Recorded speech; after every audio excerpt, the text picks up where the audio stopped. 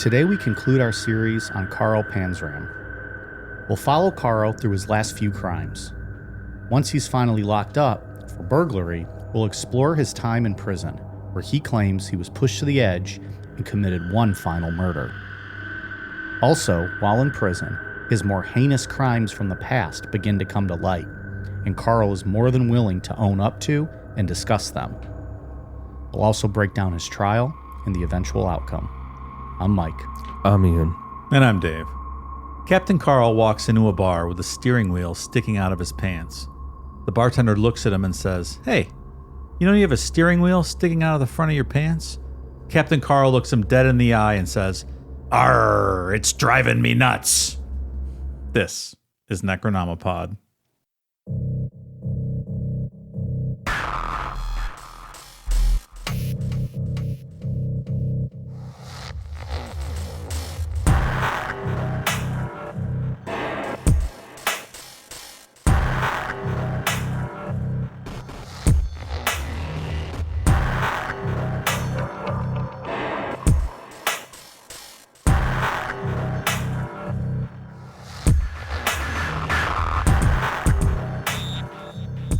Out earlier walking, and I had my AirPods in, and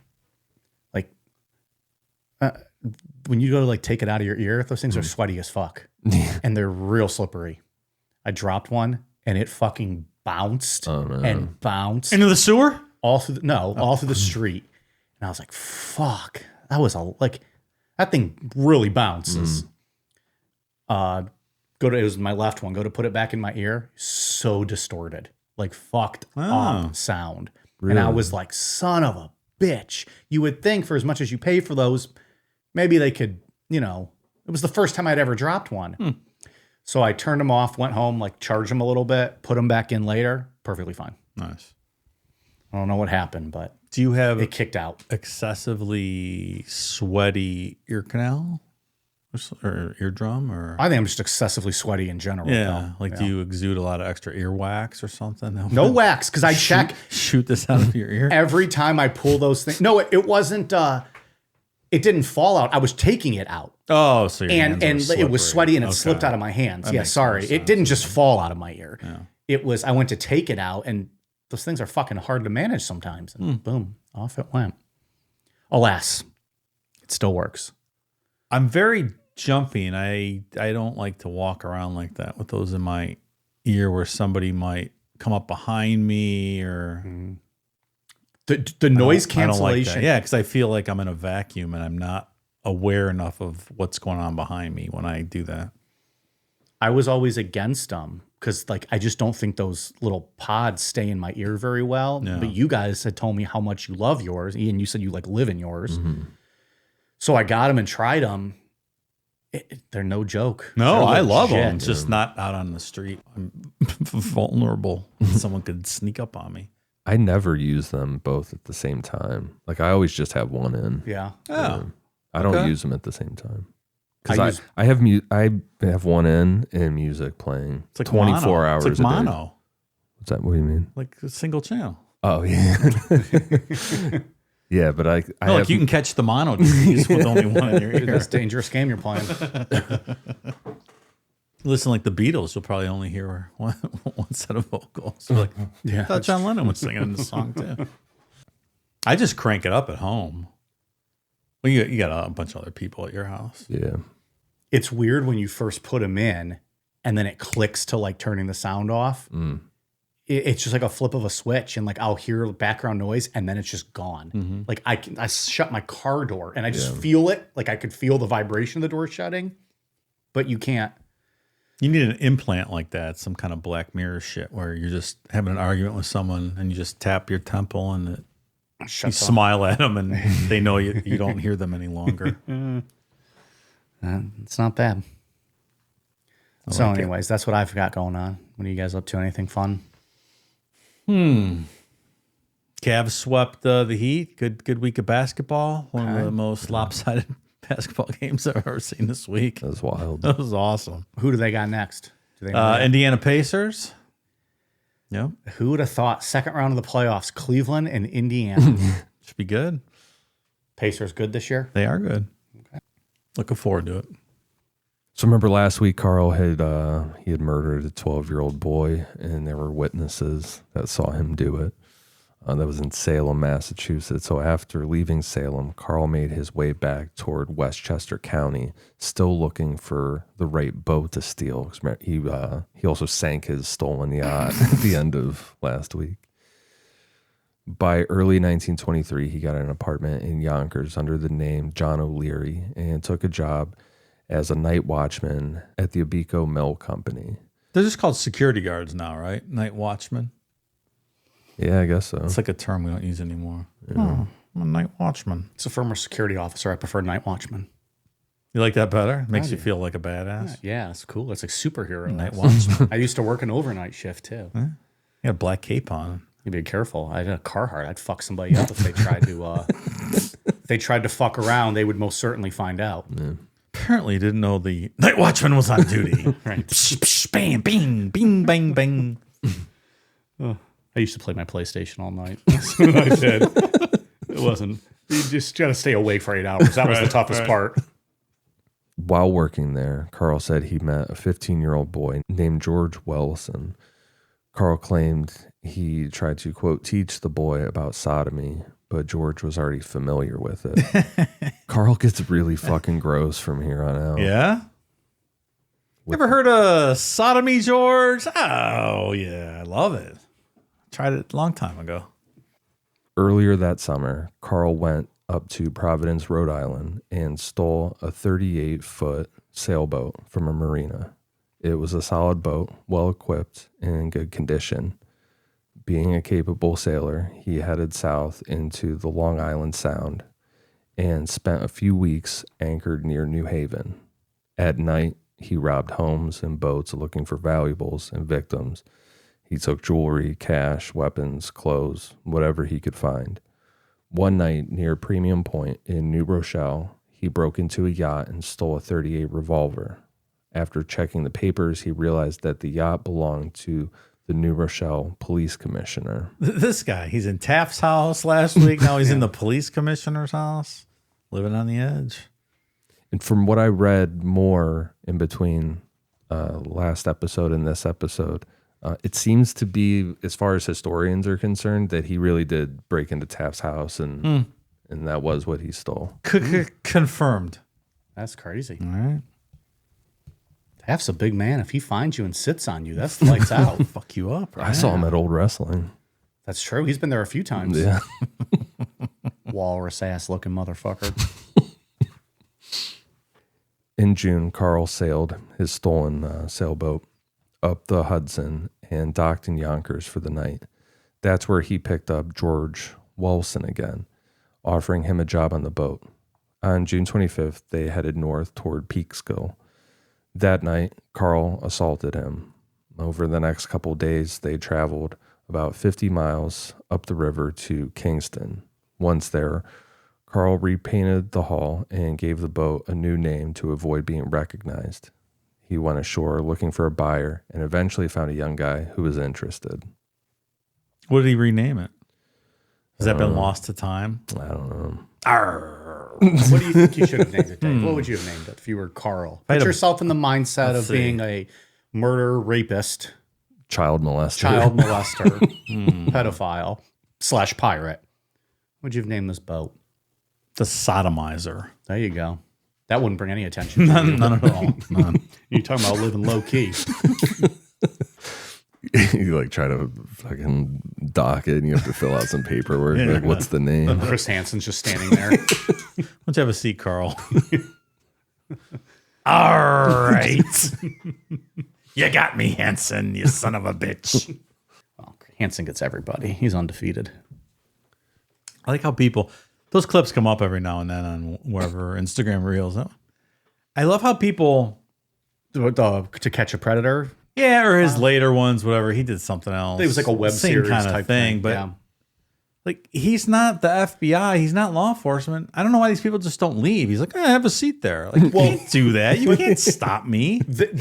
One, you're right, but they don't know that. Right. And he won't tell them right away. he'll play it off to try to get an interview out of him when they're like, well, who are you? And he was like, well, we'll get to that. But I want to talk about this chat. Throws 50 pages down. So he'll kayfabe it as much as he can. And they just don't realize, like, well, buddy, unless you're the cops, I'm fucking out of here. I think some of their mindset might be like, oh, shit, this is their dad.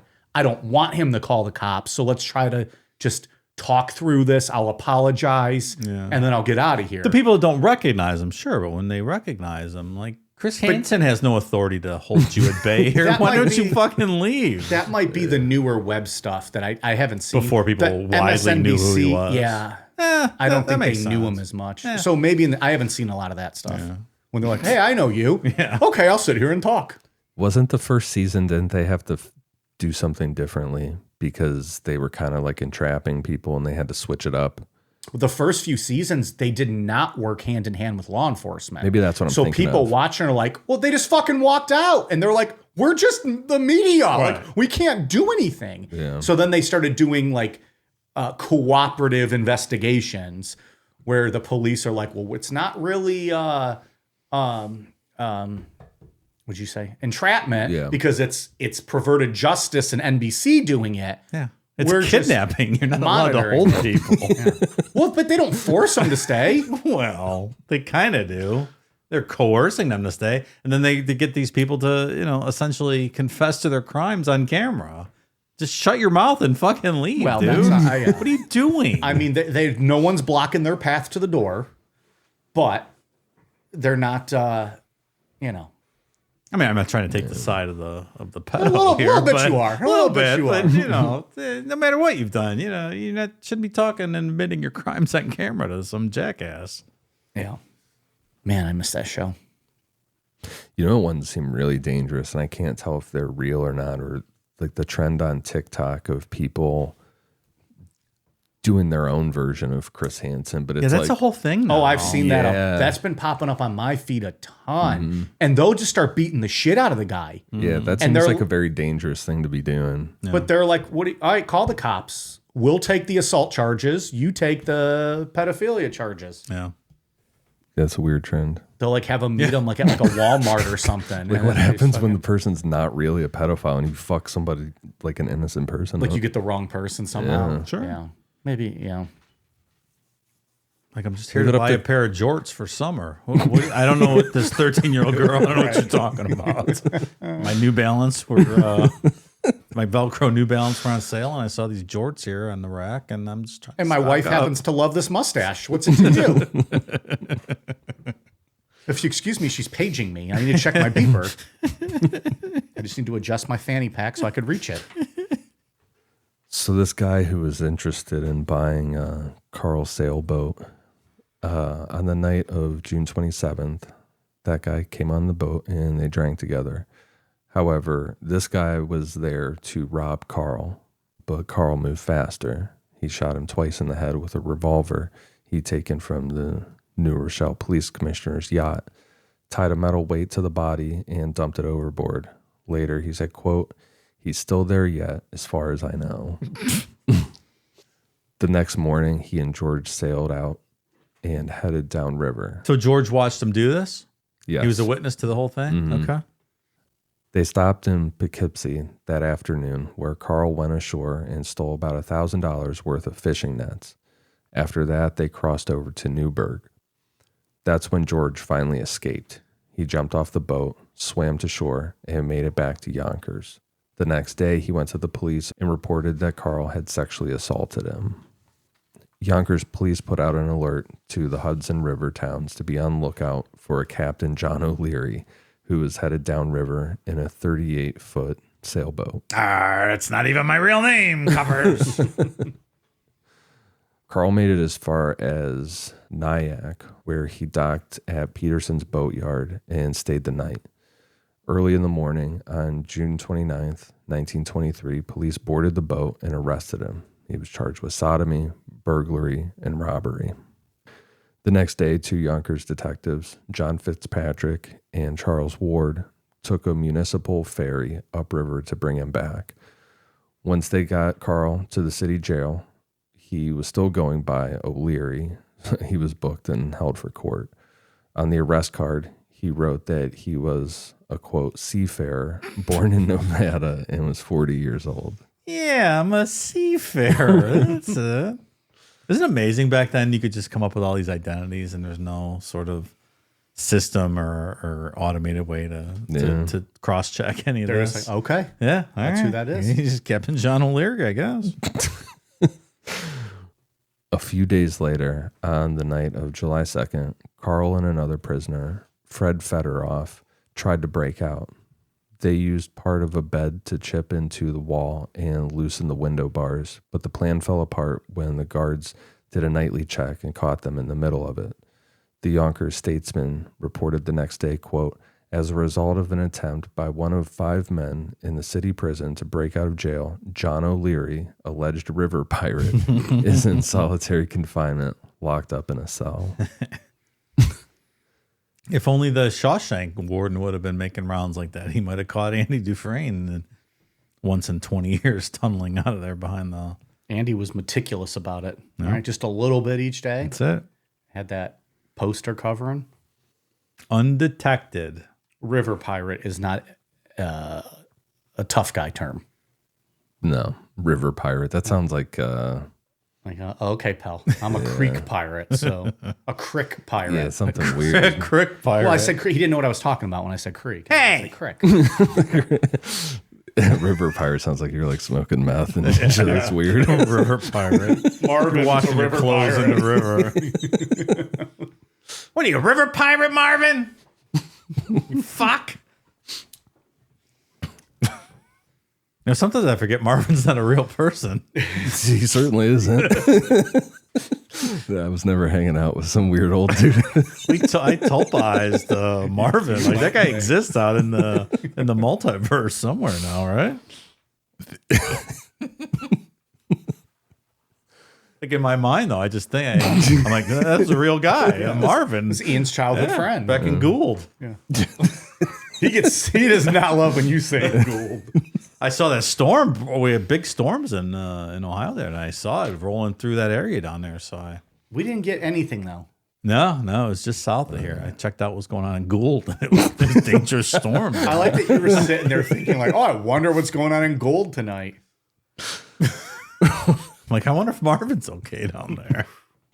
Well, he was like 65 when Ian was a kid, so Hey, we he's don't know still if Marvin's here. still. We don't Come know. on. I'm just saying we don't know. He's got no friends or family that would have been notified. Ian might have been his closest of kin. He probably didn't answer the phone when they called to retrieve the body. He's a potter's grave now, grave in a potter's field. In all fairness, it was back during his time of Kevin harassing him, German Kevin, so it's best not to answer unknown calls. It's quite a life he's lived. So after this, Carl turned to his lawyer, guy named Mr. Cashin. Mr. Cashin. Mr. Cashin. That's great. I love it. He told Carl that the boat was worth somewhere between $5,000 and $10,000 and offered to hand over the boat and its papers to Cashin to get him out on bail. Cashin got it done, and a few days later, Carl walked free. Of course, he never came back. When Cashin tried to register the boat, he found out that it turned out to be stolen. Police confiscated it, and Cashin lost the bail money. Carl just took off. God damn. He cashed out. That's when Ian says confiscated, that's one of my other Hall of Fame Southern Ohio pronunciations for him. With the Kmarts and the Walmarts. Mm-hmm. It's tough. I don't think I ever noticed that. He adds an N. They add an N to Confiscated. they say confiscated down there. I never noticed. It's a good one. That's going to be my tattoo when we do our 1000th episode. Confiscate. Confiscate this, motherfucker. The second N is going to be the necro N. That's actually not a bad idea. Yeah, that one and the explanation point. I said that wrong. I know I did, but Exclamation, explanation. yes, You say explanation point. yeah. Really? I don't know. It's just in my head. Like it's just not. It's not possible to not say that. There's another one too, and I'm not thinking of it right now. What is it? Like things that I just say wrong. There was one that There's a lot. There's Southern Ohio pronunciations. Yeah. I can't remember. There's one more good one, though. there was one that Angie and I both said that I think got pointed out to us once, and I've since tried to fix it, but I can't remember what it was. And it'll come to me, and I'll bring it up later. But I remember us talking about it. And I was like, "Yeah, I say it that way." But it wasn't that I legitimately thought it was spelled that way, and I was just being dumb. What the hell was the word? Look, I say onion. I'm not one to cast aspersions on this, but Yeah, I've never heard. I guess I just don't pay attention when people talk. I've never heard you say onion. onion. Until we did this show, whatever, last year, I just thought that's how everyone pronounced it. I never really heard Like with a G? honed in on anyone saying onion. Onion. Yeah. I don't know where that comes from. It's weird. So Carl's kind of doing some backtracking here, going to a spot that he had already caused trouble in Larchmont, a quiet upscale village in Westchester County. Back in June of 1923, he stole a boat from a marina that belonged to Dr. Charles Payne, but it didn't last. Carl lost control of the rudder and crashed the boat into the rocks off the New Rochelle coast. So he had already done that shit. So he headed back there. On the night of August 26th, 1923, Carl broke into the Larchmont train depot on Chatsworth Avenue. He found an axe outside, used it to smash a window, and climbed in. Inside were dozens of suitcases belonging to passengers set to board the next day's train. As Carl went through the bags, Officer Richard Grube, who was making his early morning rounds, passed by.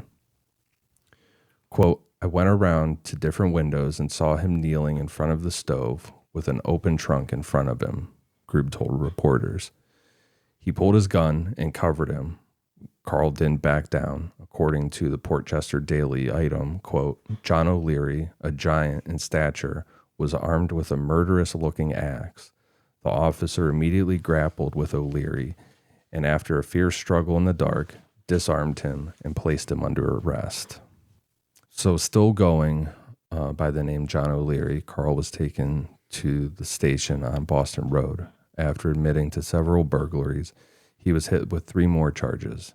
The next morning, Judge Schaefer set his bail at $5,000 and sent Carl to county jail to wait for a grand jury decision. I got to tell you, Ian, as a current resident of Westchester County, we don't allow any of these miscreants hanging around up in our towns anymore. I mean, I'll confiscate some pussy now and then, but we don't allow any of this nonsense. I'll confiscate that pussy. It's good for you, Mr. President. Keeping those streets safe. Like I'll go up and do some shopping at the Kmart's, and then I'll be like, "Hey, I'm going to confiscate your pussy." Kmart's.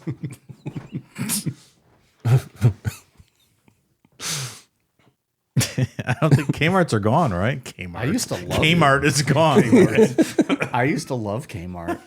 Well, that's a strong word. I used to frequent Kmart. They sold the good wrestling toys back in the day. They had a real good. Oh, You know what else had good wrestling toy selection? Hills. Did you guys have Hills? Yeah, Hills was good. Hills used to have good shit. Did they become something or did they just fold? Hills? Hills. They went out of business. They were Gold Circle before that when I was a kid. Yeah, I don't remember that. Yeah. Then Hills, and then I think they were gone. Now we got Target and Walmart's. That's it. God bless America. I like that Blue Light Special. You know, all kinds of pussy there. Blue Light Special, Bill Clinton's house. Governor's Mansion, Blue Light Special. Blue hairs. I fuck the old ladies. I don't care. I confiscate their pussy.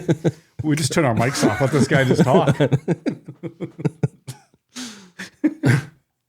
The whole episode's just hijacked. It's just Bill Clinton just talking, just whatever comes to mind. While sitting in the village jail, Carl started talking, probably more than he should have. He told police he was actually an escaped convict from Oregon, where he'd been serving a 17-year sentence for shooting a cop. Some of the officers thought that he was just trying to get transferred, but they sent word to Oregon anyway. Why would you verbalize that, Carl? That doesn't really make a lot of sense. On August 29th, Larchmont Police Chief William Hines got a response from Warden Johnson Smith at the Oregon State Penitentiary. Quote, Jeff Baldwin is wanted very badly in Oregon. We're very anxious to send an officer for him at the earliest possible moment. Carl had been using the name Jeff Baldwin while locked up out there, and he still had over 14 years left to serve. There was also a $500 reward for his capture, which Carl actually tried to cash in for himself. Smart. It's not bad. And he's like, well, I did turn myself in. Cop's like, motherfucker, write him a check. You got us. So at this point, Carl really only has two options. He's either going back to Oregon for the rest of his life or break out of his current situation. During a recent trip up near Kingston and the Upper Hudson, Carl had pulled off a string of burglaries and robberies, most of which had flown under the radar. From jail, he wrote a letter to someone named John Romero in Beacon, just across the river from Newburgh. Quote, this will probably be the last you ever hear from me. I expect to go to jail for the balance of my life, so you see I can lose no more. I've never said anything to anyone about you, but bear this in mind. If I talk and tell what I know, I can and will put you away for a long time. He demanded Romero send him $50 right away, promising to keep quiet. He also hinted Romero could, quote, still cash in on the Newburgh deal. And Carl signed this, Captain John K. O'Leary. The money never came. This Romero guy was never found, and Carl stayed right where he was in custody. Romero's still out there somewhere. Yeah. Ma'am, we didn't find any Romero. He's still out there.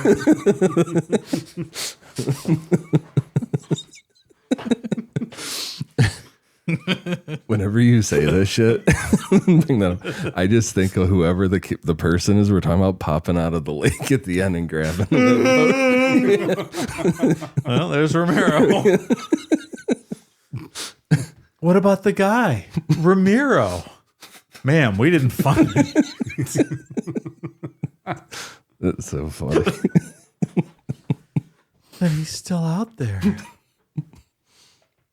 They're doing a new Camp Crystal Lake show. See that? Oh, I really? think it's coming up, yeah. I have not. Yeah, it's be fun. I forget, someone's playing, well, obviously someone is, but someone I think that we know is playing Mrs. Voorhees. I can't remember who it is, though. Looks pretty good. A friend of the show playing? I don't know. I just remember seeing it and I thought it was cool. Looking forward to it. A few weeks later, Carl was indicted by the grand jury for the Larchmont burglary. Quote, I knew right away I'd be convicted. So Carl went to the prosecutor and made a deal. He'd plead guilty in exchange for a lighter sentence, but that didn't work out. Quote, I kept my side of the bargain, but he didn't. I pleaded guilty and got slapped with a maximum sentence, 5 years. So people like Carl, who were impossible to manage and very violent, were often transferred to Clinton Prison in upstate New York. That one was a very isolated prison and run by especially strict guards. The prison where he was sent, it had nicknames like the Hellhole, the Place of No Return, and was widely considered one of the most violent prisons in the country. So It sounds fun. if it's nicknamed the Place of No Return. Did you know that story, that Escape from Dannemora story, where they made an HBO Showtime movie, one of those miniseries? Called where- Oz? What? No, not Oz, but one of the female prison guards was banging one of the inmates, and they talked her into helping them escape. Oh, Remember I've this story heard- at I've all? heard that Yeah, story, the yeah. movie's called Escape from Dannemora. Yeah. So this is pretty interesting. this is like based on a real story. Yeah, Oh, yeah, okay. yeah. Was it a good show? It was pretty interesting, yeah. So he was banging this guard pretty good, I guess, and then they Giving her a good wiener and enough to get out of prison. she helped him and his partner escape out of there, yeah. Andy Dufresne's digging holes. He's plowing holes. So, whatever works, I guess. Yeah. So yeah, check that out. It's an interesting story. Carl arrived at Dannemora in October 1923, just 10 miles from the Canadian border. This was very isolated. Guards carried steel-tipped canes they used to jab and sometimes beat the inmates. Carl was stripped, his belongings taken, and the rules were made clear. There's no talking back, no disrespect, or else. The guards at Dannemora were a specific breed. Most came from local families, French Canadians, who had worked at the prison for generations, and the methods that they used, the attitudes towards inmates, had been passed down and reinforced over time. Life for the prisoners was brutal. Mental breakdowns were common, and anyone who cracked was dragged across the yard to the state hospital for the criminally insane, which was like, right next door kind of thing. Why are French Canadians running our prisons? Stay on your own side of the border. How about that? Well, they don't have correctional facilities in Canada because They don't commit crimes. They don't commit crimes. They're just good people. Just eat poutine and watch hockey. Yeah, and they just do whatever drugs they want because they're, advanced beyond us. This is not Alas, this was not current day. This was way back, 100 years ago. 100 years ago. Not sound like a great place. Steel tip canes. Jesus. Within weeks, Carl came up with a plan to burn down the prison workshops using a firebomb. Oh, of course he did. He did that a couple of times last week. It worked in the past. Why wouldn't it work now?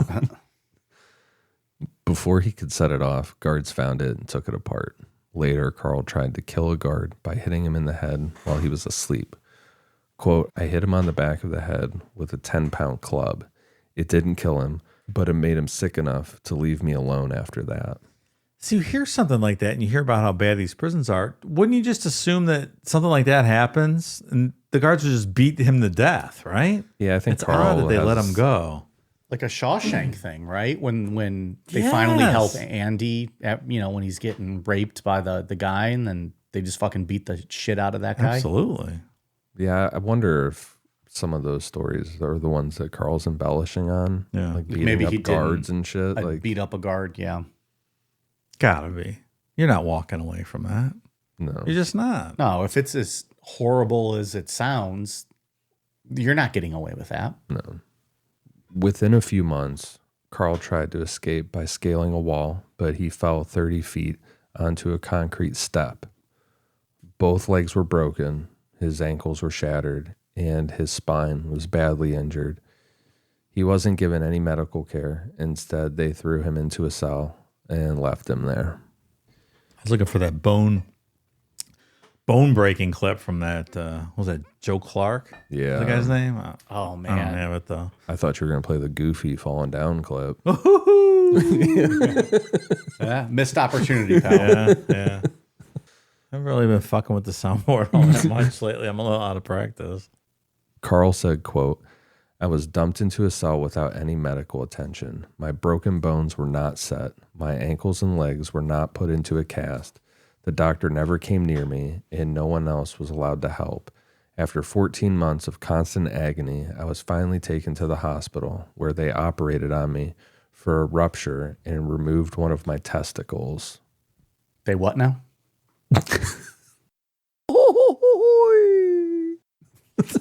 There's a goofy clip. He's laughing at Carl. How's that go again?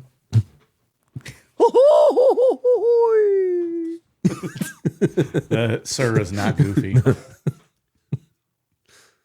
Oh, you're still claiming that's not goofy? I think it's a guy who's doing an impersonation of Goofy. Yeah, didn't we confirm that? I think we did. Some fucking. We did. It was some guy on YouTube Yeah, just like doing Header his best assers. voice. Yeah. Like 2,000 views, right? It's something really small. Ian and I heard it twice, and we're like, "That ain't Goofy, pal." Hashtag not my Goofy. More people have heard it now from my soundboard than have ever heard it from that guy Well, doing it. That's a humble brag there, Dave. Humble brag.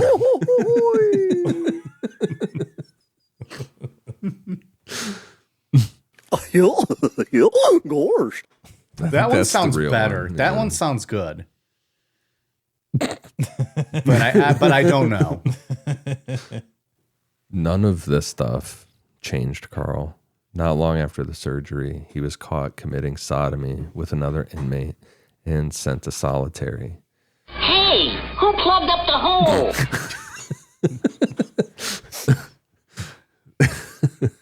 Dave's on his cartoon character page, I see. There he was ignored by guards and left to rot. Quote, I was always in pain, always met with snarls or curses. I spent 5 years like this, crawling around like a snake with a broken back, seething with hatred. The last 2 years and 4 months were spent in complete isolation with nothing to do but brood. I hated everyone I saw. So he can't walk anymore. Like his legs are just fucking mangled. Yeah, if you let the bones heal on their own in solitary with no positioning, I suppose probably not going to turn out well, right? Plus his spine, right? His back's all fucked up. Yeah, he's just, broken back, broken ankles, legs, everything. Not good. To a nicer guy, it couldn't happen. I don't feel bad for Carl. That's No, for I sure. really don't. I mean, the jail should probably be giving these guys medical attention. Fuck them. Fuck them. There it is. But at the end Mike of the day, Namapod says, fuck them. yeah, at the end of the day, I agree with Mike Namapod. Fuck them. It's a little, this shit throwing him into a pit gets a little into that cruel and unusual punishment, whatever. Yeah, of course. This is not something that should ever happen. Was it verified that that's what happened? Mm-hmm. Or is this a situation where maybe the guards really just beat the shit out of him and he tried to make it sound cool, like, oh, I tried to escape and I fell. No, He tried to escape and fell. yeah. Oh, goddamn. Yahoo! That was not goofy, I don't think. That was close, though. I think it was. Certainly. Yahoo!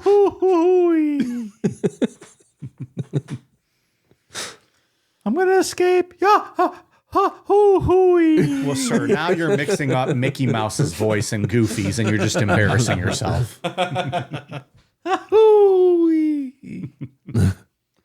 So as Carl was just, laying there, he fantasized about killing as many people as he could and doing it in the most destructive ways possible.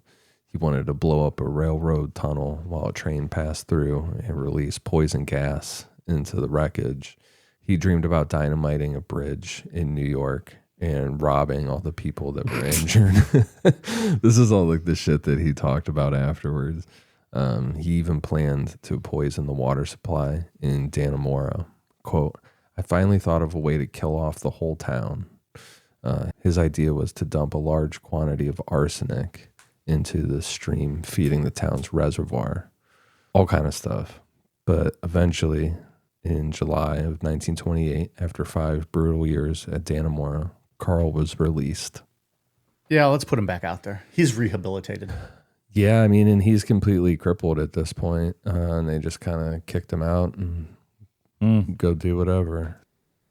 Even though Carl was in the state he was in with his legs, he was able to commit, more burglaries, and he killed at least one person during one of those robberies in Baltimore. Oh, I didn't kill nobody. I don't know. So Carl gets out of jail. He robs some places, kills at least one guy, like I said, and then he's sent to jail in Washington, D.C. How long did it take? Not long. Not long. Okay. Not long at all. He's not a good criminal. No. Not at all. No, he's pretty bad. He's up there with the Ings and the... the Ings of the world. Yeah. And when he showed up in D.C., we've talked about it, how he just has this... He's a big fucking guy. He is very intimidating looking. We didn't talk about his tattoos last week, but he's got 2 eagles, like a double-headed eagle kind of thing on his chest that says liberty and justice. There's not really, like, how many people have a full chest piece back in these days, Not many. Right. Well, Yeah. low life. That- Criminal. Yeah. Well, so, I mean, what's changed?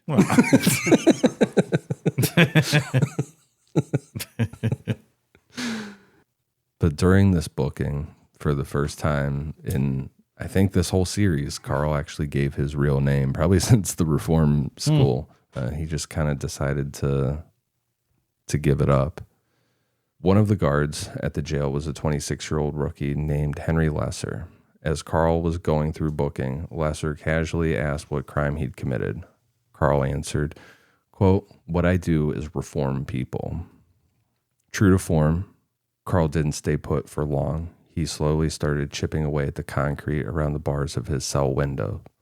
Another prisoner snitched, and that plan fell apart. Guards dragged him to an isolated area, handcuffed Carl around a thick wooden post, and tied a rope to the cuffs.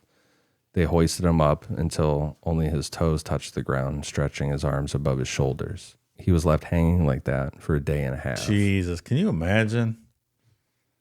This is what I was saying last week. Like, Carl just needed to shut the fuck up and put his head down. He wouldn't have to do all this.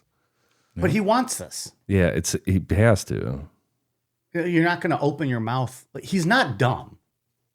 No. He doesn't seem to be. He enjoys the pain. I think he enjoys making himself look like he's such a badass and a hard ass, and is going to admit to things. Maybe he did, maybe he didn't, but he's going to make sure you think he did. I don't know that. Then he's like, well, okay, then whatever comes with it comes with The it. pain's nothing to Because him. it's not like he stops. Oh, Carl. Captain Carl, you could have been so much more. Could have just been your friendly river pirate. We're a pirate. He throws coins to the kids as he passes them by. Could have just made people walk the silly plank. You don't have to kill them. Yeah. Sodomize them. Into like a big foam pit, It's like Sure. one of those little gimmicky planks. Kept in a shrimp boat, It made shrimp. Shrimp boat. Well, Shrimp in the creek? river. I'll say you could get some crawdads, but you're not getting any shrimp. But even still, probably no shrimp in the rivers. Carl P. Shrimp. Could have been a whole empire. John O'Leary Shrimp. Some crawdads. There we go. I'm a crawdad ship boat captain. What you fish? What now? Crawdads. You like crawdads? I don't know if I've had Too one. much work. Yeah. I don't know. That's a Is lot that of- like a whole peel and type thing? Yeah. I always found it to be too much work to open up those little things, and they're good, but it's a lot of work. I don't like working. To a seafood boil one time in Baltimore, Maryland. I was with a buddy, Blue crabs. and they dump it all out. Yeah. They give you your little fucking mallet gimmick Yeah. thing. Within 3 minutes, my hands were bloody. And I had like my buddy's aunt next to me feeling so bad. She was just peeling everything for me just so that I could eat. It was like an great. Italian family. They Sure. were so hospitable and just wanted me to eat. It was not for me. It was all delicious. I literally sliced my fingers open. Let me help you, Mr. Carhart. Slide over. I'll open up the shellfish for you. Like within like 30 seconds, I had piles of meat in front of me. It took me several minutes to get bloody and get like a little nibble of meat. It was not for me. Seafood boil. That's good stuff. It was delicious. It was really good. I think we were throwing back some Rolling Rocks that day. Do not like that. Back then, I mean, I was just out of college. Yeah. Any beer was a good beer. I find that quite distasteful. Rolling Rock beer. Can we next week for the show do some 40s of malt liquor? Of course we can. All right. I want to find some King Cobra. You get whatever you like. Oh boy. I don't even know Whatever you like. where do they even sell those anymore? Colt 45s? Or Magnums, any of that stuff. Where do they? I don't even see them at gas stations. Maybe the drive-throughs. Maybe. There's a few by us. All right, let's do that next week. That'd be fun. All right. I dare you to drink a Steel Reserve. Nope, I won't do. No, that is the most disgusting beer I've ever had. I don't even think it's a beer, whatever that thing's called. Yeah, I don't even know what that's supposed to taste like. All right, deal. All right, someone's gonna have to remind us because I'm gonna forget. I'm not going to remember this. Yeah. I give him soju. He comes back to me with malt liquor 40s. I liked the soju. You didn't even finish it. You didn't like it. That was a weird flavor, that one we drank. We have a couple more, don't we? Yeah. The listeners want us to do a malt liquor. Maybe we'll tape them to our hands, Dave. How about that? Edward 40 hands? Yeah. No, I can't. My bladder can't do that. You just piss yourself. Like, well, guys, I'm peeing. I'm peeing. I would have to wear a Depends. That's even better. That's not bad. He might actually, we can probably get the BTK photos at the end of the night if he's drinking some Steel Reserve 40. I am. First of all, I will not do Steel Reserve. I would love King Cobra is what I used to drink in college. I don't know, but I haven't seen it in so long. I mean, can I have any malt liquor? Malt liquor is malt liquor, right? Yeah, I don't know. It just, Like so, those, I just meant, you know what I mean? Something Those cheap. Mickey Big Mouth beers, those are malt liquor. Those Can are you good. find those, though, Sure, even? those you can find. Yeah. I'd be fine with that. I was thinking like just the 40s, have a couple 40s in front of us. All right. I mean, if we can't find anything, we'll do The grocery fucking- store has all that. The cheap stuff, though? Or do they have like Bud Light? I think they have that. All right. We'll keep a look. We have a week to look out for it. I think Speedway has a section for all that Well, stuff. they certainly would, wouldn't they? Next to the chili dogs on the roller grill. I don't know who the fuck's eating those. Yes, I do. Some scumbag fuck. It's the same guy who's buying King Cobra 40s. It's me. I'm that guy. Hey, I'm the one doing that. This show is sponsored by BetterHelp. Caring, compassionate, someone that'll listen to you, someone that you know always has your back. You know, we often hear about the red flags we should avoid, but what if we focused more on the green flags in friends and partners? If you're not sure what green flags look like, therapy can help you identify them, actively practice them in your relationships, and embody the green flag energy yourself. Whether you're dating, married, building a friendship, or just working on yourself, it's time to form relationships that love you back. Therapy teaches us ways to weed out negativity or weed out red flags and focus more on positive energy and green flags. By finding the green flags within ourselves, we're better able to find the green flags in others, which helps us establish and maintain healthy, happy relationships. Therapy can also be helpful in learning new positive coping skills, setting boundaries, and empowering you to be the best version of yourself. Therapy is not only for those who've experienced trauma. So if you're thinking of starting therapy, why not give BetterHelp a try? It's entirely online and designed to be convenient, flexible, and suited to your schedule. All you have to do is fill out a brief questionnaire to get matched with a licensed therapist, and you can switch therapists at any time at no additional charge. Discover your relationship green flags with BetterHelp. Visit betterhelp.com/necro today and get 10% off your first month. Again, that's BetterHelp, HELP.com/necro. So while Carl was hanging there, the guards were beating him, and he's yelling about all kind of shit, all the people he's killed. And it's like he's trying to get a shock out of people. He's talking about how, you know, he did really murder several young boys, but he's like talking about how he enjoyed it and stuff. And soon this spread, and news outlets picked up the story of a sadistic killer that was sitting in a Washington jail confessing to all these murders. On October 28th, 1928, the Washington Post reported that Carl had admitted to killing 14-year-old Alexander Luzik, a Philadelphia newsboy, and 12-year-old Henry McMahon from New Salem, Connecticut. But Carl wasn't finished. Each day he confessed to more. Quote, "If that ain't enough, I'll give you plenty more.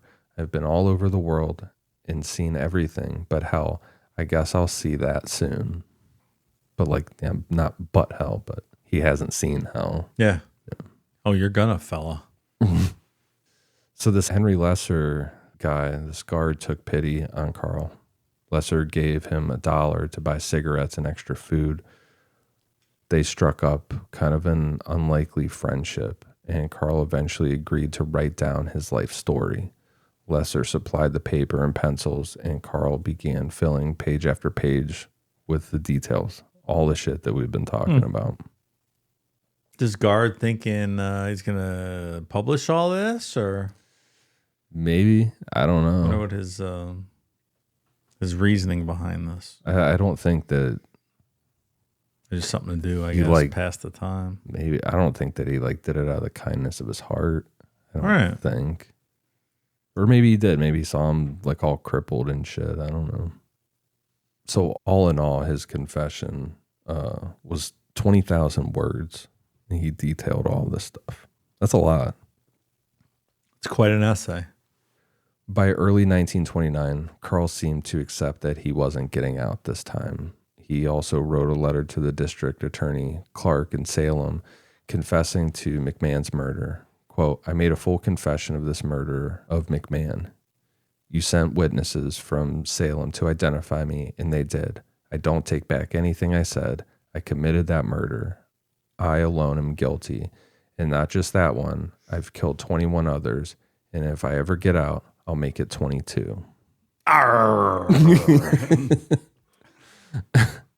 That's his signature with all of it. Just That's it. That's Captain Carl. Dave, I think you low-key want to be a pirate. Pirates are pretty cool. Yeah.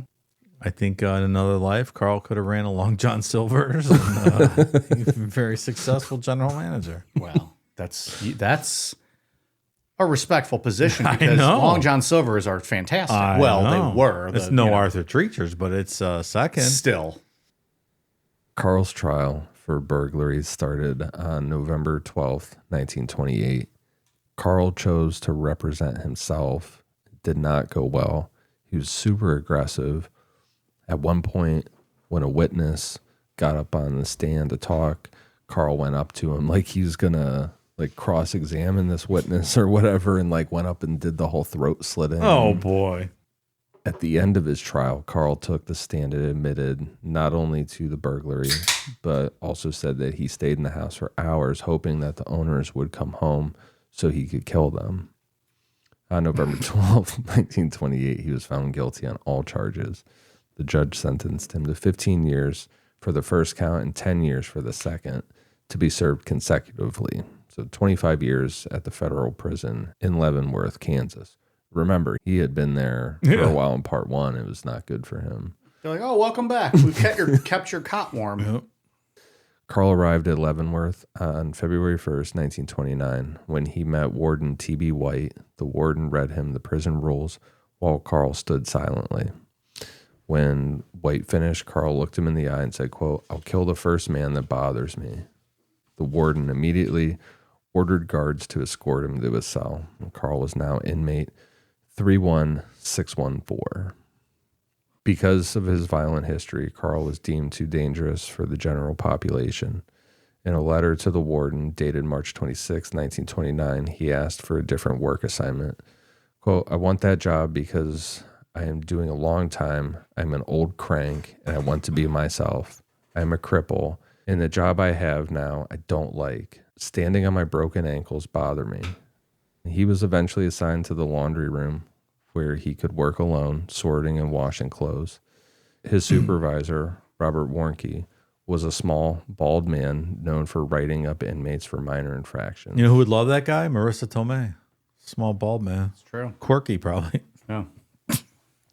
Sorry, Seinfeld humor, Ian. Yeah, that's lost on me. Was Warnke, he was like a prison official, or was he an inmate who was like made supervisor? I believe he was a prison worker. An officer. Yeah. Okay. Just like a real pain in the ass, dude. Like purposely trying to fuck with people and writing everything up. And we talked about Carl having a wheelchair. When he's getting into Leavenworth and stuff, he's forced to figure out how to stand. You know, because in his letter, you know, he wrote that he was standing on his broken ankles bother me. Like they're forcing you either stand or crawl. Can you imagine that? Like, I don't give a shit for him. Yeah. Whatever, suffer. But like both of your ankles broke. What else was it? Like his legs broke, his back. They're going to heal up however they heal. All crooked and shit. Yeah, that's just constant pain, nonstop. But like we said, or you said, Dave, like pain must not bother him too much. Because he brings down himself. Yeah. Like, I would just lay there and die if that was me. Yeah, it's over. Yeah, that's it. I'm not doing all this shit like hobbling up to witnesses in trial and like making throat slitting motions at them. Not only am I a piece of shit human being, but now I have to deal with all of my legs broken and my back broken. Now I'll just die. I'm not sure the pirate code allows that though. You go to the You just cut your legs off and get peg legs, right? He could do that. It should be wooden legs is what you should have. It's a good point. I'm starting to think of Carl as the pirate guy from Family Guy. Like in my mind, that is what he's slowly becoming. Mixed with the old dirty grandpa pedophile. Oh, yeah. I see you walking there. I can't do the whistle, but this is the whistle in his voice. Do you know why pirates are called pirates? Why? Because they are. Fucking pirate jokes. Somebody get this guy some Arthur Treacher so he'll settle down. As you could imagine, Carl butted heads with this guy, with Warnke. Warnke wrote Carl up several times, leading to stints in solitary. After his last trip to the hole, Carl warned other inmates to stay away from Warnke, saying, quote, "He's going to die soon." In a letter to Henry Lesser, Carl hinted at what was coming, quote, "I am getting all set for a change. It won't be long now." On June 20th, 1929, Carl was working his usual shift in the prison laundry. Leaning against the door was a 4-foot-long iron bar originally used to support wooden transport crates. Without saying a word, Carl grabbed it and walked over to Warnke, who was busy working on paperwork. Carl lifted the bar over his shoulders and brought it down on Warnke's head, crushed his skull instantly. And how it's reported is Carl yelled, "Here's another one for you, you son of a bitch," and just kept swinging it and smashed this guy's head in. He went after another inmate and broke the man's arm before he managed to get away. The rest scrambled to escape, but the doors were locked. Chaos broke out as Carl chased these guys around the room, and it sounds like it's like fucking adrenaline that he's just on his like one last spree here. No. He's not wheeling around the room. He's up on his broken ankles. Yeah, just fucking people up with this metal bar. One kick to his leg, you probably could have taken him down. Re-break those bones. It wasn't long before the prison's general alarm sounded. Guards armed with rifles and submachine guns rushed to the laundry. When they got there, they found Carl standing there holding the iron bar like a baseball bat. He had blood all over him. And how it's told is he said, quote, "I just killed Warnke. Let me in." The guards refused to open the door until he dropped the bar. And he just kind of amused about the whole thing, just dropped the bar and walked back to his cell without a fight like nothing happened. On April 16th, 1930, the Chicago Evening American reported, quote, "Despite the fact he boasted of killing 23 persons, that he would like to kill thousands and then commit suicide, Panzram is sane to the extent that he knows right from wrong." Meanwhile, authorities in Salem, Philadelphia, and New Haven were all building cases against Carl while he sat in solitary at Leavenworth. During that time, Carl kept writing to Henry Lesser. He often complained about the lack of books, but had surprisingly good things to say about the food. Who is Henry Lesser? Remind me who this is. He is that young guard that... the guy that gave him the paper. That's right. Okay. From the last Got it. prison, Yeah, right? I forgot who that was. Okay. Yeah, he kept writing to him. Carl said that the prison made him feel more, quote, human and less like an animal. More human than human. Yeah, like he thought he was an animal and it was making him feel more human. When he first arrived, he expected beatings and abuse, so he tried to escape right away and became hostile with guards, but no one touched him. Reflecting on it later, Carl wrote, quote, "I have been trying to figure it out, and I have come to the conclusion that if in the beginning I had been treated as I am now, then there wouldn't have been quite so many people that have been robbed, raped, and killed." Like in the boys' home, if he'd have been treated with a little more respect and not Yeah, and brutalized every day. like I get that, but at the same time, like not every guy that came out of those boys' schools went on to do this. Yeah. When Carl's trial for Warnke's murder began on April 14th, 1930, the prosecutor brought up a lineup of witnesses. Warden T.B. White came first, carrying the murder weapon into court, followed by 5 guards and 10 prisoners. Several inmates testified that they saw Carl smash Warnke's head with the iron bar while he was laying unconscious on the floor. Carl sat through all of it with a smile, casually watching them testify. It's like, you're goddamn right I did. Also, can you imagine that now? Like the theatrics of that. One of the witnesses walks in carrying the murder weapon. Sure, yeah. Like, no, why is that not in custody? Like, why is that not marked as like evidence, strong evidence? And he fucking walks in with it. I think we have a chain of custody issue here, Mr. DA. It took the jury just 45 minutes to reach a verdict. Carl was found guilty of murder with no recommendation for mercy. Judge Hopkins sentenced him to hang. Quote, on the 5th day of September 1930, between the hours of 6 and 9 in the morning, you will be taken to a suitable place within the penitentiary and hanged by the neck until dead. After he clarifies that. Till you're dead. You'll be hanged by the neck For 3 minutes. until you are no longer doing it alive. If you can last 3 minutes, we will gut you down and you're good to go. No, that'd be interesting. Yeah. You imagine, and they put those on like pay-per-view. Like, oh, but if he can last this long, he gets to live. He gets to stay in prison. Yeah. But he gets his life. How long do you have to hang there for? 3 minutes. 3. I mean, If your neck doesn't snap. well, yeah, first. if you're Well, dropping your neck's snapping anyways. if you drop 5 feet in the gallows, your neck's breaking. You're not going to survive. If you just hang someone and, kick the horse out from under them, then maybe you can last 3 minutes. I've seen many of old film footage where they drop them, like the ropes break and they just fall to the ground. Yeah. There was a documentary called The Three Stooges, and every time they just fall right to the ground. Yeah, it's crazy. And the prison guards are all scrambling, falling over each other, trying to get them. No, you're breaking your neck right away. There's old pictures from World War II where officers were caught and stuff and hung from really low, things like that, where just like kick the chair out and let them just dangle there until they. Good. I was just reading a book where they would have you on a horse and they would just slap the horse out from under what I you said, yeah. and you fucking fall. You might survive. Did you say that? for- Did you say horse? Well, I said if you put on a horse and you might survive, but when you're dropping 5 feet in the gallows, your neck's breaking. Yeah. Most of the time. Well, I think back in the West, they would just, if you didn't die, they'd just fucking shoot you then. Well, and then be like, well, now he's gone. Back in the day when men were men, they didn't DoorDash, fucking ice cream at midnight. Hey, I feel personally attacked. Well, it's me too. I never DoorDashed ice cream. You should try it sometime. It's good. It's a great great. feeling, sir. It is. I've been on a big milkshake kick, and I'm not a huge ice cream eater, but I've been on a milkshake kick. The problem is the place by us you can't do milkshakes on the DoorDash menu. You cannot. And I do not understand why. I want a fucking banana milkshake.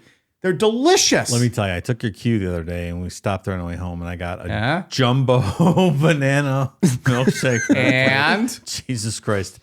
1, it was very big. Yeah. And 2, it was fucking delicious. It Yeah. was awesome. Yeah. So It was so good.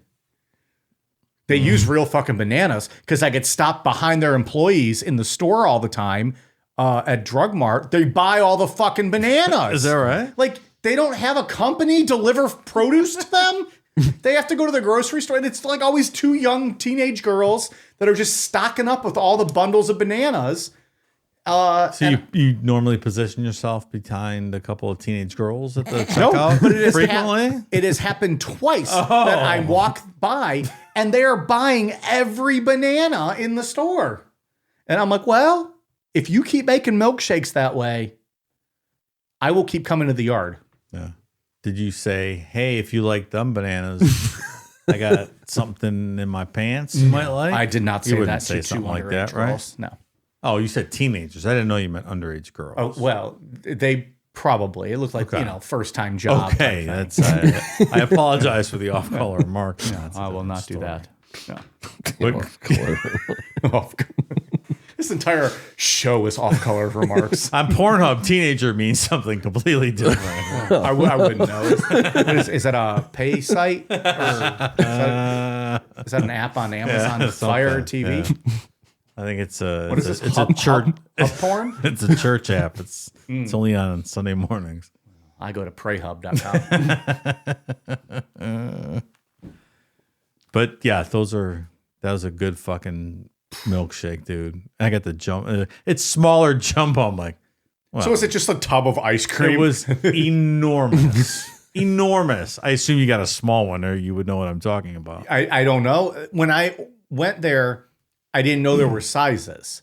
Like at least for the milkshakes. I don't remember. But I was just like, oh, just a banana milkshake. I didn't say a size. Yeah, well, if you order large, they say, well, we have smaller jumbo. And I must have got a small. I'm not getting a small. But by small, I mean a small was bigger than a pint.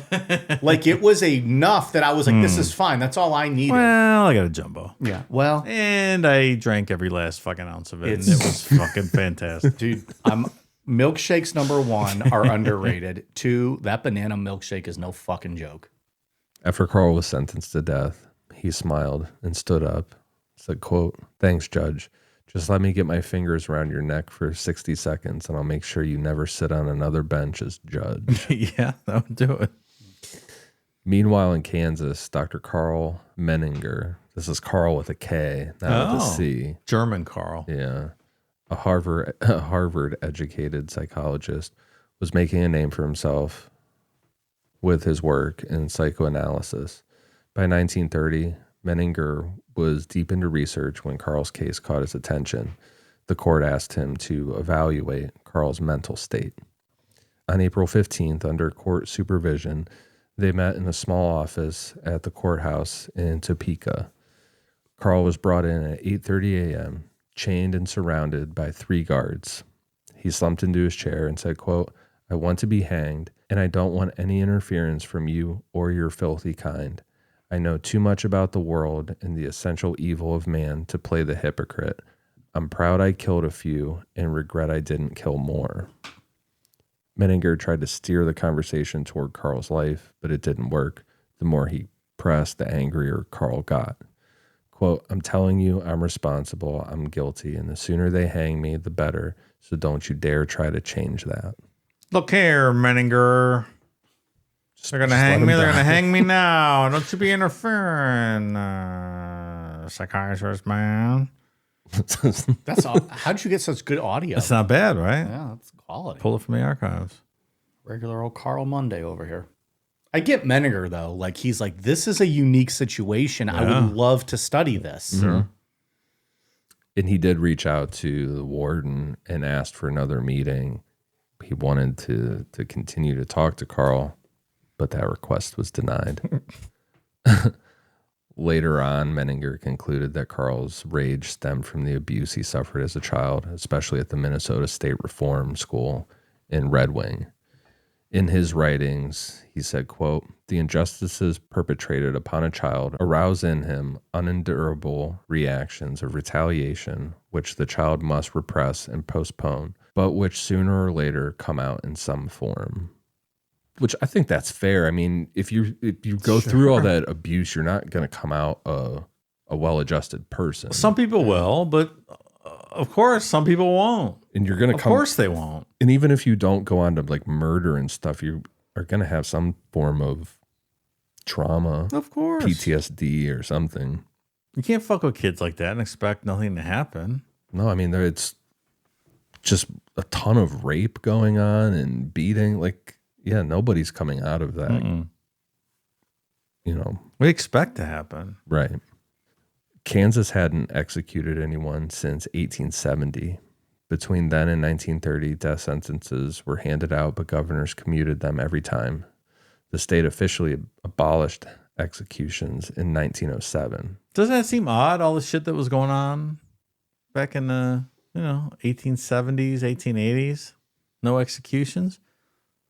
It seems They it just seems hung it seems people very on the ahead of its spot- time on the And- spot, well, right? that's true too. Yeah, Extrajudiciary. yeah. You just have people like, we're going to take care of this. Yeah. This is a citizen's hanging. Regarding the death sentence, Carl said, quote, "I look forward to a seat in the electric chair or a dance at the end of a rope, just like some folks do for their wedding night." Groups like the Society for the Abolishment of Capital Punishment tried to get his sentence reduced, but Carl wasn't interested. On May 23rd, he sent the society a letter saying, quote, "The only thanks you or your kind will ever get from me for your efforts on my behalf is that I wish you all had one neck and that I had my hands on it. I have no desire to reform myself. My only desire is to reform people who try to reform me. And I believe the only way to reform people is to kill them.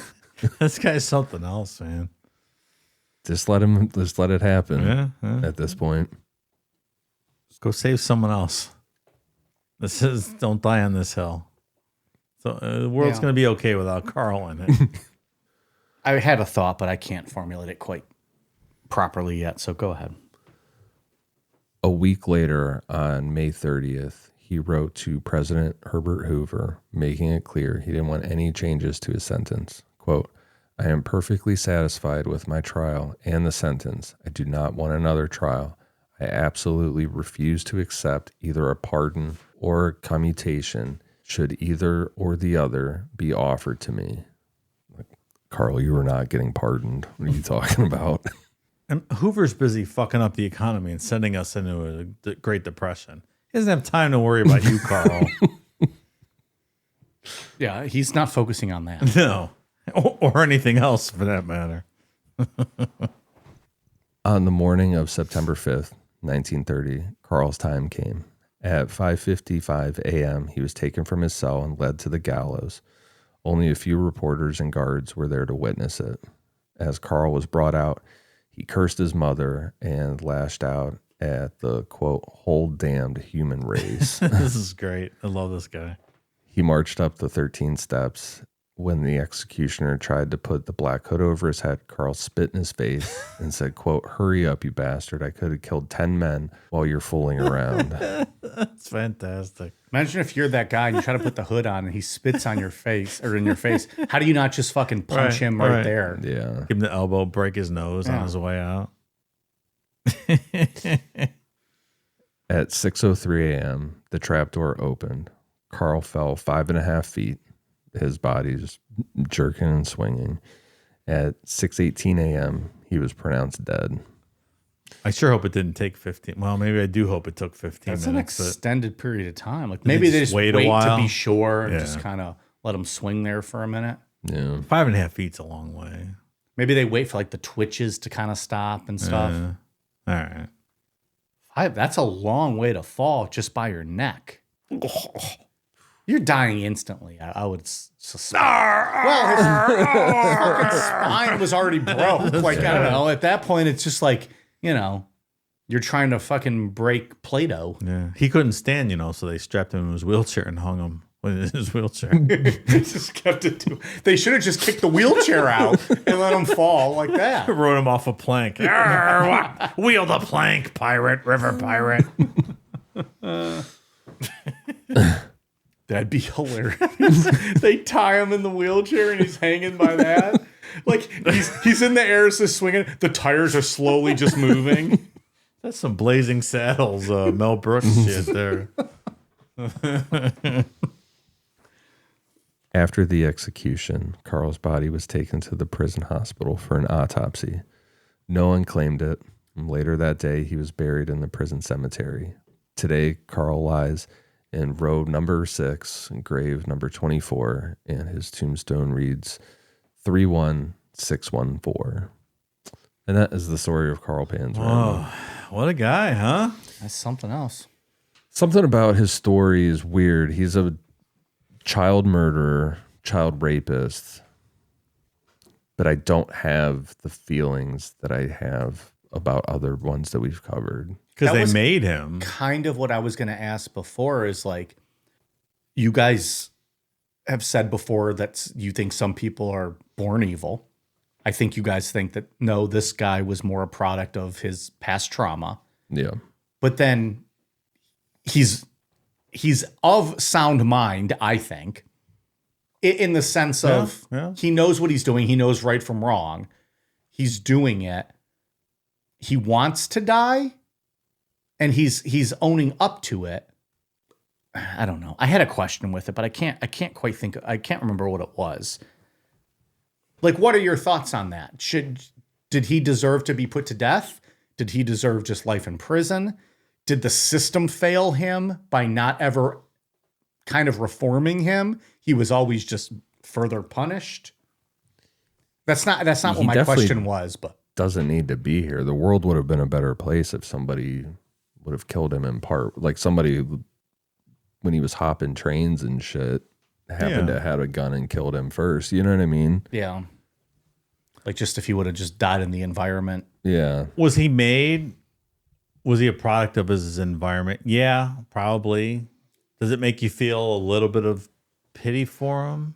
Yeah, probably. But does he need to be here? No. Well, by no means am I Excuse saying everything. I'm not saying we ever have to necessarily pity him or these people, but I pity people that their lives turn out like this, when if they would have been in a different circumstance and a loving family, they would have had a completely different life.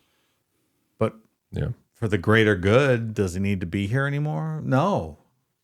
That's and I just also how it is. like what he's talking about, how he wished he would have killed more, and if he got out, he was going to kill more. I think that's just like a tough guy. Like, Well, that's what I'm puffing out asking. his Is chest. that a tough guy thing? Is that him accepting he knows what his fate is? So let's just double down on it.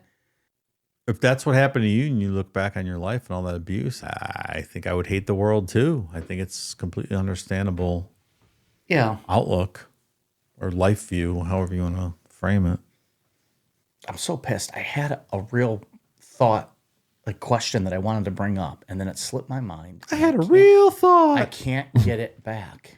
You know, for once, like I'm not talking about like double cheeseburgers. I had a real like question I wanted to propose, and fuck. I don't know. Is it even like a thing with time? Like so much time has passed with this story that it makes it a Sure. little less. I think I think time so. It lessens everything. desensitizes it, Absolutely. sure. That's true universally, I think. We used to have, I don't know, it makes me think of this, but we have Cedar Point out here, and they used to have a ride called the San Francisco Earthquake.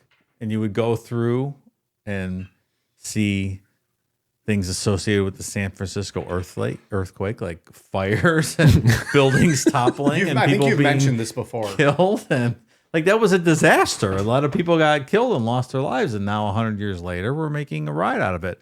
Yeah. In 100 years, are they going to have a 9/11 ride where planes are hitting buildings and people are jumping out of them and like, this is crazy. This is what they did 100 years ago.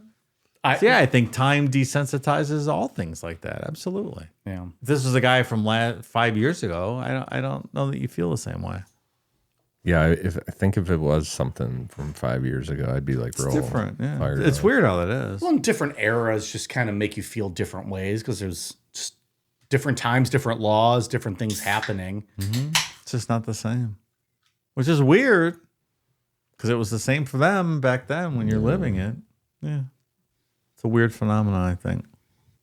I don't know. We let, people that commit these heinous crimes and you see them as 75, 80 years old. You're like, oh, it's a feeble old man. Of course he should get parole. But, if you're that victim's family sure. 50 years ago, Yeah. I'm going to fucking kill this guy. He's the devil. Exactly. Still the same person. Nazi war criminals 60 years later are still the same people. Yeah. Yeah, I'm good with that. You have to view them Like through, if they're through the 90. prism of back then. Yeah. Who gives a fuck? Yeah. He should have never been let out. Obviously. But when you're already looking at a death sentence and you're actively saying, "Oh, I want to kill more." Like, what are people supposed to do? Yeah. And I think he would have killed somebody, or at least And tried to. you have a history of breaking out of prison. Sure. Look up and see if there's like an estimate. Still not saying I'm okay with it, but I'm saying that, You're approaching that. if there's going to be someone who's going to be put down, he fits the criteria, certainly. Look, no matter what ultimately made you turn into who you are, if you do these things, then you got to get put down. It's not fair.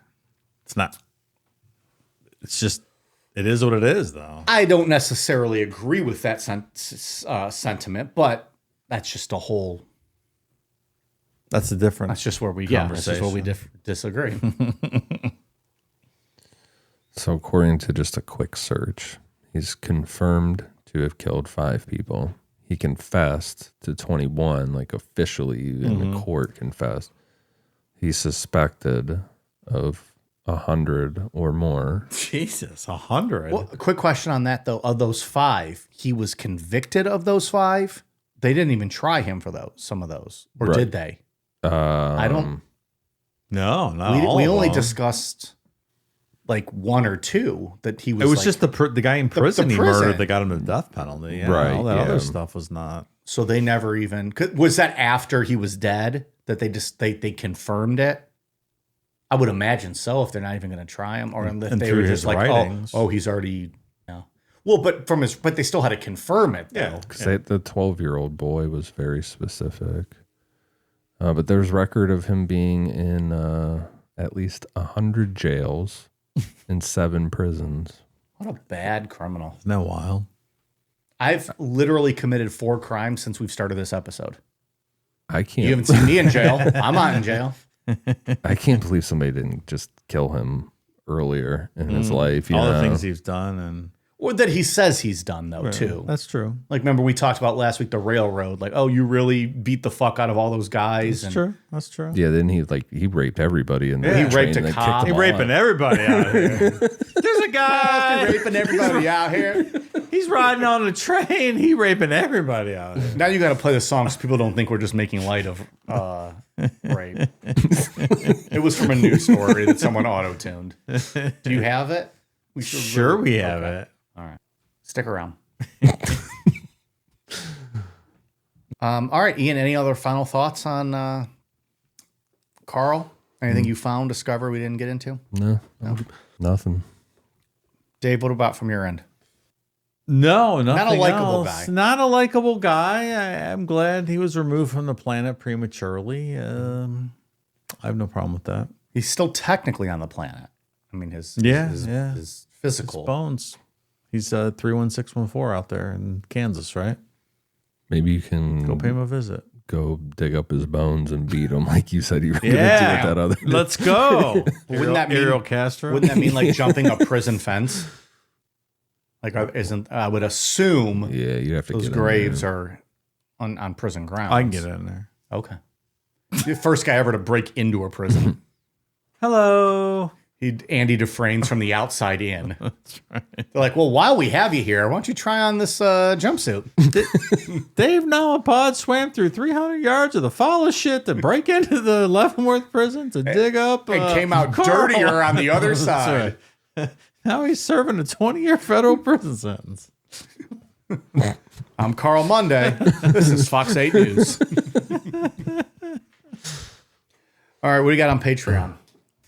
Thank you and welcome to new patrons Corey Doyle, Nicole, Matt Flatley, Lucy Schrader, Chilbo Baggins, 420,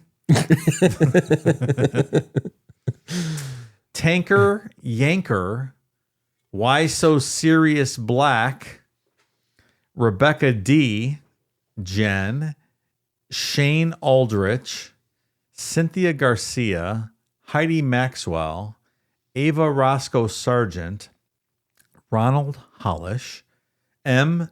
Illy, CG, Molly Law, Aaron F., Cameron Bowman, 1000th Happy Haunt, Vintage Cashews, Dave's bear theory fucking sucks donkey dick. Oh, I disagree, sir. My bear theory held some serious weight. Was that a Patreon show?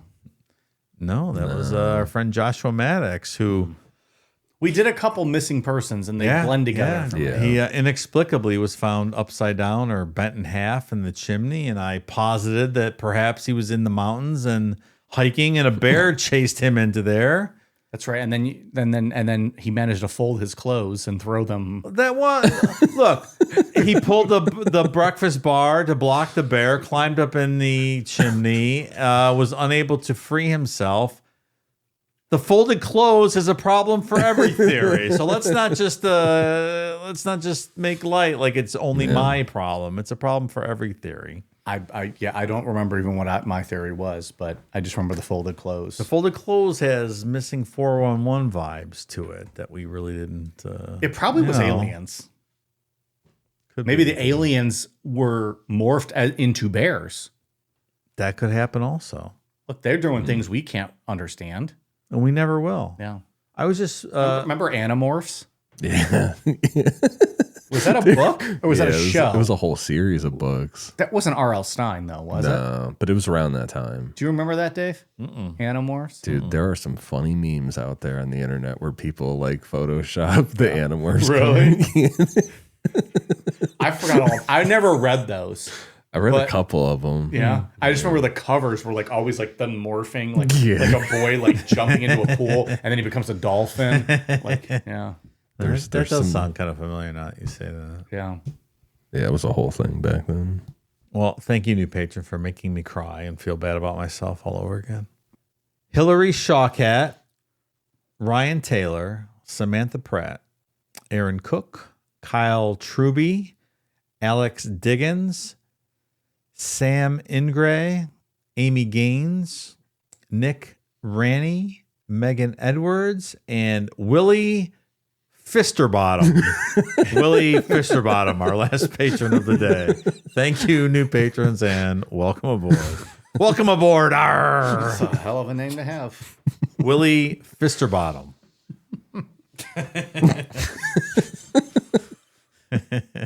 Ian, anything on your end? On Patreon, well, it's the end of the month, or the beginning of May, however you look at it.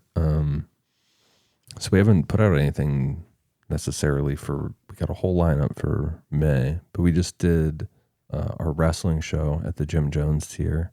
We did that on Tammy Stitch, Yep. Sonny from WWE. It's a very dark side of the ring type episode for those of you that like the real life drama. And those are fun shows. That's just like a chance for me and you to kind of nerd out on some wrestling. Yeah, and Dave gets to sleep for 90 minutes and we have a good time. Yeah, and then we did Priceless Pizza. That was an interesting case. And that's available at all the tiers except for the $1 one. So I think he was running away from a bear that was chasing him, and yeah, that's probably what happened. So yeah, go check that out. Lots of stuff on Patreon. You're getting the same amount of content every single month.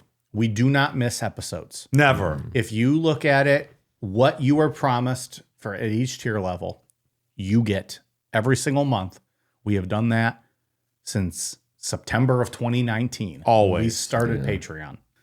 We don't skimp on any of that. As I've been a victim of with Patreons that I have joined. So, anyways, check it out if, you're so inclined. Dave, anything else on your end? I actually have a military shout out today. Whoa, it's been a long time. We don't really get those too much anymore, but shout out to Quincy Bennett in the Air Force. His pal Hudson recommended him for a shout out, so they bonded over Necro, and Quincy went and joined the Air Force. So thank you for your service, Quincy, and hope you're still listening. That's awesome. Boom. Yeah, send us. If you guys got military shout outs, send them to us. We'd love to shout those. Haven't had them in a long time. Yeah, it's been a while. All right. We are on Twitter, Facebook, Instagram at Necronomipod, patreon.com/Necronomipod, amazon.com, search Necronomipod for all of our merch, and necronomipod.com. All right, you guys ready for a cool down beer? Cheers.